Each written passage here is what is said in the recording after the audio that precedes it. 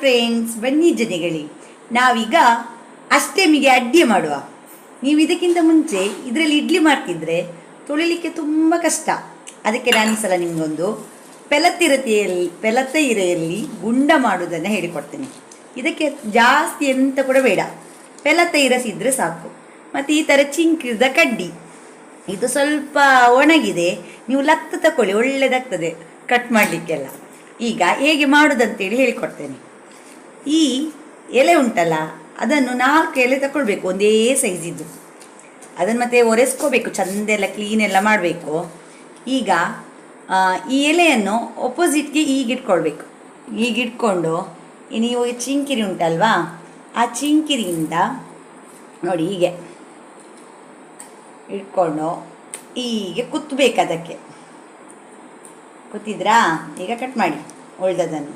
ಈಗ ಇನ್ನೊಂದು ತಗೊಳ್ಬೇಕು, ಅದನ್ನು ಕೂಡ ಹೀಗೆ 4 ದಿಕ್ಕಿಗೆ ಸರಿಯಾಗಿ ಹೀಗೆ ಇಟ್ಕೊಳ್ಬೇಕು. ಹೀಗೆ ಇಟ್ಕೊಂಡು ವಾಪಸ್ ಚುಚ್ಚಬೇಕು. ಅದಕ್ಕೆ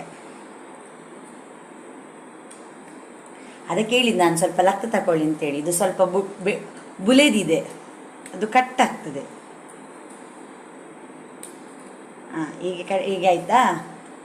ಆಮೇಲೆ ಏನು ಮಾಡಬೇಕು ಅಂತ ಹೇಳಿದ್ರೆ ನೋಡಿ, ಈಗ ಸ್ವಲ್ಪ ಕಷ್ಟ ಉಂಟು, ಅದು ನೋಡಿ ಸರಿ, ನೋಡಿ ಅಂದಾಜು ಮಾಡಿ ಸರಿಯಾಗಿ. ಈಗ ಉಂಟಲ್ವಾ, ಒಂದು ಎಲೆಯನ್ನು ಒಳಗೆ ತರಬೇಕು.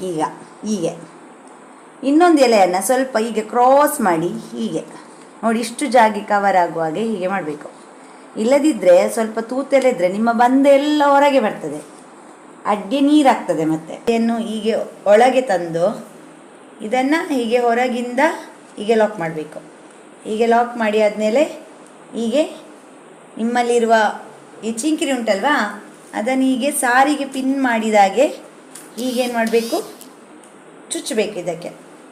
ಆಯಿತಾ? ಚುಚ್ಚಿದ ನಂತರ ಇಲ್ಲಿ ಎಲ್ಲೂ ಹೋಲ್ ಕಾಣಬಾರ್ದು, ತೂತು ಕಾಣಬಾರ್ದು ಇಲ್ಲಿ. ಯಾಕೆಂದರೆ ಇಲ್ಲದಿದ್ದರೆ ನೀವು ಒಳಗೆ ಹಾಕುವಂಥ ಬಂದೆಲ್ಲ ಏನಾಗ್ತದೆ, ಹೊರಗೆ ಹೋಗ್ತದೆ. ಇದೇ ಥರ 4 ಕಡೆಯಲ್ಲಿ ಕೂಡ ನೀವು ಮಾಡಬೇಕು. ಹೀಗೆ ಒಂದನ್ನು ಒಳಗೆ, ಒಂದನ್ನು ಹೊರಗಿಂದ ಹೀಗೆ ತರಬೇಕು. ತುಂಬ ಇಲ್ಲಿ ಹತ್ತಿರದಲ್ಲಿ ಮಾಡಲಿಕ್ಕೆ ಹೋಗಬೇಡಿ, ಸ್ವಲ್ಪ ಒಳಗೆ ಹೋಗ್ಲಿದ್ದು. ಇದು ಹೀಗೆ ಬಂದು ನೋಡಿ, ಇನ್ನು ಈ ಚೀಂಕಿರಿ ಉಂಟಲ್ವಾ, ಅದರಿಂದ ಈ ಥರ ಇದು ಮಾಡಿ ಚುಚ್ಚಿ ಅದಕ್ಕೆ, ಅದು ಗಟ್ಟಿಯಾಗಿ ಲಾಕ್ ಆಗಬೇಕು.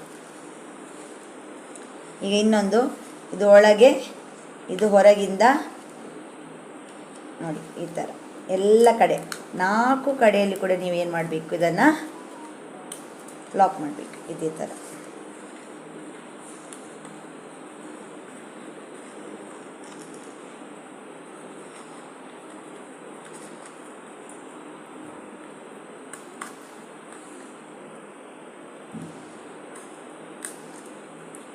ಈಗ ನೋಡಿ, ಒಳಗಿಂದ ನೋಡಿ, ಇದರ ಒಳಗೆ ಹೀಗೆ ಇಟ್ಕೊಂಡು ಇದನ್ನು ಕಟ್ ಮಾಡಬೇಕು. ಕಟ್ ಮಾಡಿ ಆದಮೇಲೆ ಇದರೊಳಗೆ ಏನು ಹಾಕಬೇಕು, ಬಂಧನ ಹಾಕಬೇಕು. ಯಾವುದು ನೀವು ರುಬ್ಬಿಡ್ತೀರಲ್ವ ಇಡ್ಲಿಗೋ ಏನೋ, ಅದನ್ನು ಇದರೊಳಗೆ ಹಾಕಬೇಕು. ಹೀಗೆ ಬೇಯಲಿಕ್ಕೆ ಇಡಬೇಕು. ಮತ್ತು ಇದರಲ್ಲೆಲ್ಲ ನೀವು ಇಡ್ಲಿ ಎಲ್ಲ ಮಾಡಿದರೆ ಊಟ ಆದಮೇಲೆ ನಿಮಗೆ ಪಾತ್ರೆ ತೊಳೆಯೋದೇ ಒಂದು ದೊಡ್ಡ ಕೆಲಸ ಆಗ್ತದೆ. ಅದಕ್ಕೆ ಈ ಥರ ಮಾಡೋದ್ರಿಂದ ಏನಾಗ್ತದೆ, ಬೇಯ್ದಾದಮೇಲೆ ಇದರ ಚಿಂಕಿರಿಯನ್ನು ತೆಗೆಯೋದು, ಎಲೆಯನ್ನು ತೆಗೆಯೋದು, ಬಿಸಾಡೋದು, ತಿನ್ನೋದು. ಇಷ್ಟೇ. ಅಷ್ಟಮಿಗೆ ಸುಲಭವಾಗಿ ಅಡ್ಗೆ ಮನೆಯಲ್ಲಿ ಮಾಡಿ.